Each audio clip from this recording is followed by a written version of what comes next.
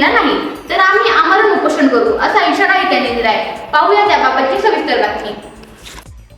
शकुंतला अण्णासाहेब कनगरे, वय 72 वर्ष, राहणार गोरगाव, तालुका नेवासा येथील गट नंबर 255 ते 56 ही जमीन त्यांची आहे।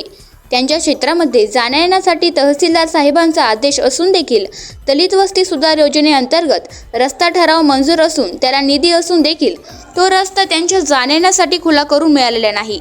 त्यामुळे त्यांच्या कुटुंबावर उपवासमारीची वेळ आली आहे। या संदर्भात लहुजी शक्ती सेनेच्या वतीने ग्रामपंचायत कार्यालय येथे मुख्य प्राण्यांसह आमरण उपोषण करू असा इशारा त्यांनी दिलाय। उपोषणादरम्यान त्यांच्या कुटुंबाचे काही बरं वाईट झालं तर त्याला पूर्णपणे शासन जबाबदार राहील असं त्या बोलताना म्हणाल्या। आवाज जनतेचा या न्यूज चॅनलसाठी प्रतिनिधी इनायत अत्तार।